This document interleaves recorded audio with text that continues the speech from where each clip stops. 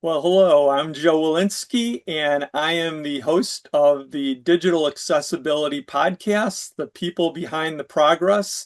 And today I am happy to be speaking with Mary Roemmele. Hello, Mary, how are you today? Hi, Joe. I'm great. Nice to be here.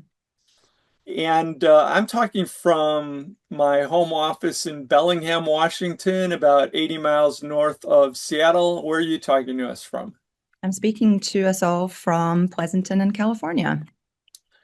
Well, thanks for being part of this activity. It's good to have this chance to chat with you. And a good place to start is if you could tell us a little bit about the work that you're involved in. Sure. Yeah, I'm Senior Director for Product Accessibility at Workday. Workday is a Fortune 500 company that provides software for your people, your finances, and now your agents. So we're a fairly large global company. And we work on the accessibility of the product so that anybody that uses our product, however they are interacting with our product, has equal access to it. Well, it's certainly a fairly large organization. I'm just wondering, like, how is it accessibility organized within Workday? Is are you part of an overarching uh, department, or do individual product groups have their own accessibility initiatives? Yeah, it's a great question. And I think it's one where sort of we've been on a journey ourselves here at Workday. So, what I like to do is distinguish our work to other work that's going on within Workday. So, like I said, we work on product accessibility. So, if you can think of all of the digital assets that we produce and sell, that's what my team work on. And we sit within a product and technology space. And then we have a sister organization called Disability Inclusion who works on accessibility for what we call the buildings or the built environment and the people, our workmates using our work environment. And so that's the buildings and people are worked on by another team called Disability Inclusion. And then we work on the software itself. And like I said, we sit in product and technology, and we've sort of sat in a few different organizations along our journey, but we're sort of coming back to product and technology. We sit in a product and technology operations group, which I believe is the right space for us. That's a group that has a lot of horizontal service offerings, and we are definitely one of those. So it's a great space for us to be. Well, it'd be good to hear a little bit about your background and work life and or live life of how you started out and found your way into accessibility. Sure. Well, I definitely didn't start in accessibility. But thinking back on it, my lived experience in this space, if I go way back in the Wayback Machine, my mom was a special education teacher. And so she was working in this space before I even was able to put sort of words to it. And she had us from the very beginning volunteering. It's a big part of her life and our life. And so we used to volunteer at her school. We used to volunteer at Special Olympics. My dad was in the British Navy and he became fairly deaf through the service that he did there. And so, as I think back on my environment and the people that I were interacting with, accessibility was certainly a big part of it. But again, I don't think I really had the words or labels at that time. It was just, my family. And my husband and kids here in America definitely navigate things like dyslexia. So it's definitely been in or around what I've been doing for most of my life. I think that, so as I was growing up, I was seeing how important it was to have people have the independence and the tools that they needed. And at the time, that was, a lot about closed captioning or, access to services. But, as I come into the professional world, I certainly didn't start in this space. I actually worked in banking for many, many years in mergers and acquisitions, always in technology. And it wasn't until I had an opportunity to come and do some people team leadership over here in Workday that I really sort of started to merge those worlds, both my sort of personal world are in and around, excuse me, accessibility, and then obviously be able to lean in from a professional perspective into accessibility. Well, thanks for sharing some of that about the accessibility challenges within your own family. I think that's certainly common for a lot of people that get involved in accessibility. And then you mentioned your financial background in that earlier part of your career. What was the transition like? Were there's a certain pivot that brought you into what you're doing today, and were there things that you had to do to feel like you were prepared to move into the accessibility area? I think that, when I first came into this current role, it was really about managing a team and being a people manager. And I was looking at it more as coming in to be, it was a relatively small product accessibility team at that time. And so I was approaching it more from sort of a small business unit perspective and trying to get it up and running from that angle. And so my preparation really was just sort of pulling on how I had done team management and people management. And the accessibility technical side of things, I knew technology. I wasn't well versed necessarily, and I have experts for that. My team that I manage are accessibility experts. And, over time, of course, I got to learn and experience many more elements of this that I just simply wasn't aware of. And that's been the greatest gift as part of this journey, is really to sort of get into the technical details there. And I'm sure there was was a lot in terms of getting your team together and the technical details that you just alluded to. Were there any particular challenges, or the certain things that you found maybe were the more difficult ones, or the other side of that, some things that went developed or evolved relatively smoothly compared to how you thought that might happen? Yeah, it's a great question. And I think if I think back to sort of when the team started, which was in earnest in 2018. I joined in 2019. It was actually right before the pandemic.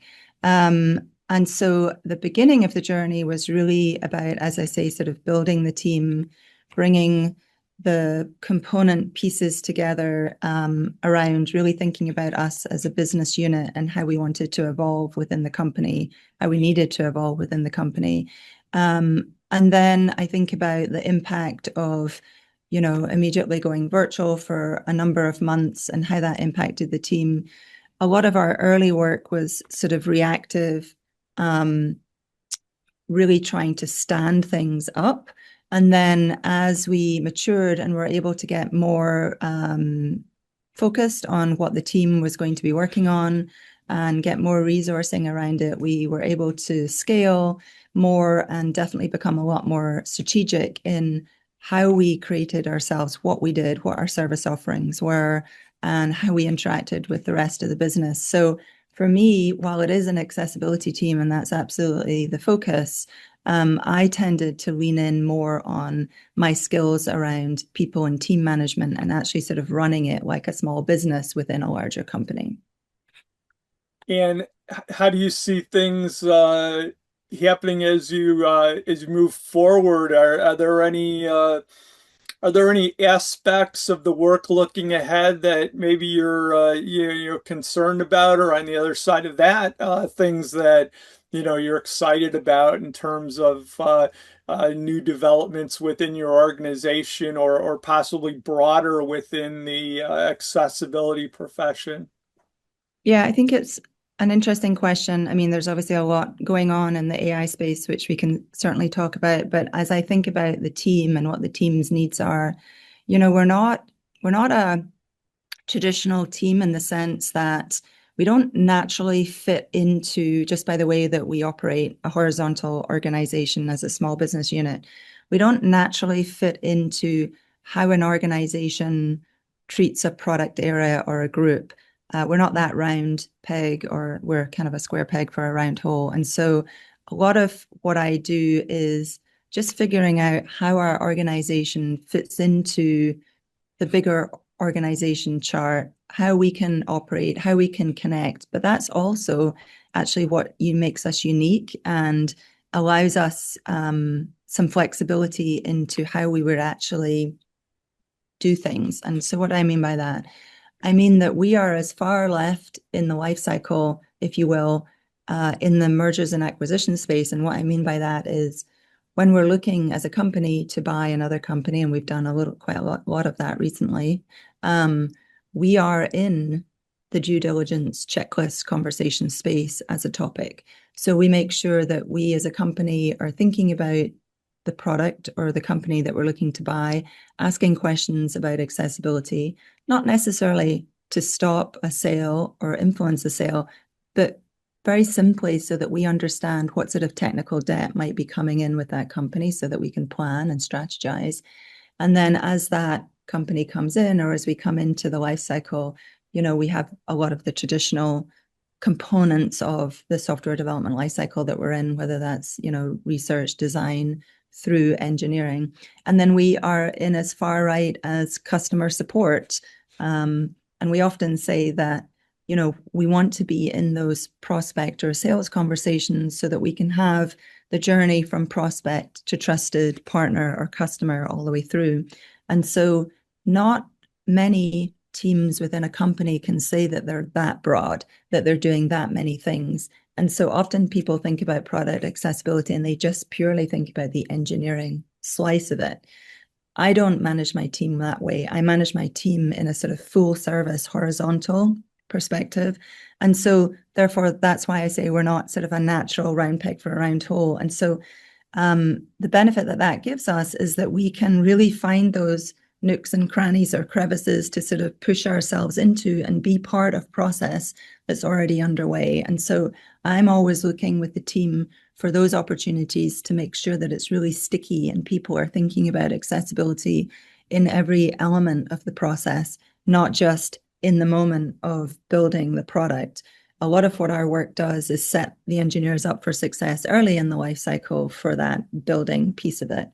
And so I think about the challenges there because often we're not always, we're quite often always the first person having those types of conversations with some of these groups. They may not have thought about product accessibility.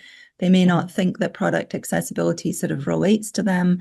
So we spend time talking to them about, their influence, our influence, and we often find some really rich partnerships there. And then I think about as our landscape is evolving, as our user interface is evolving, whatever that might become, especially in our new AI space, how else can we infuse accessibility into things, not just the UI, but how we're building things into a model layer, into instructional layer, into guide rails.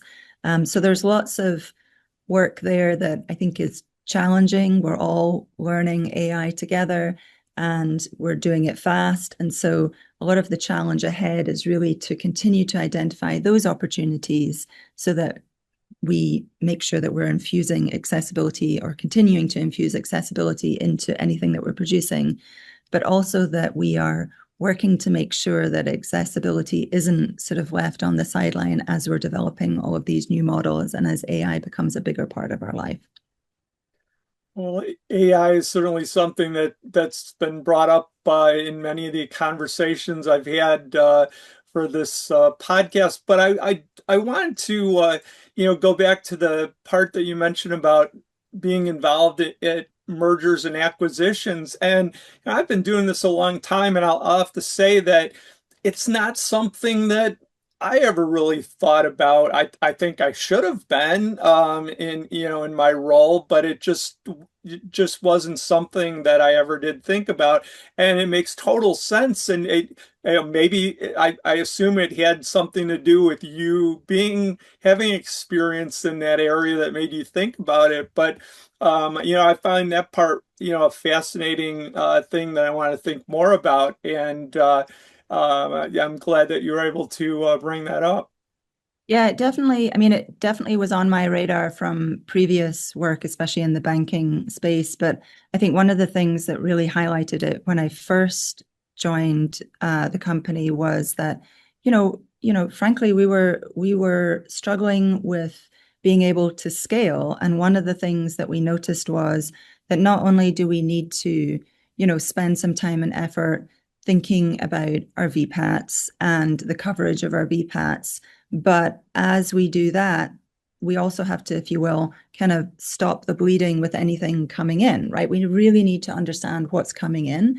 And again, it may or may not stop the conversation around that company or product. Is unlikely to stop it because there's, many business priorities that the company is thinking about. But we really need to have awareness and just ask the question. And often, I mean, it's very binary. Often companies are definitely thinking about it and have thought about it and can roll out a VPAT or be able to talk about it, or they simply haven't. And that's not necessarily a bad thing. Many companies are startups, and there's, unless you've got somebody in there that has lived experience or perhaps has done this before, quite often it's just simply not on their radar. So not only are we thinking about it from our perspective, but we're also thinking about it from an educational sort of let's educate them also as part of the process, whether we purchase them or not. Well, thanks for bringing that up. It gave me something, new to reflect on. And thanks so much for taking the time to chat with me about your experience and finding your way into accessibility. And I look forward to possibly meeting you in person sometime. Yeah, sounds great. Thanks for the conversation, Joe.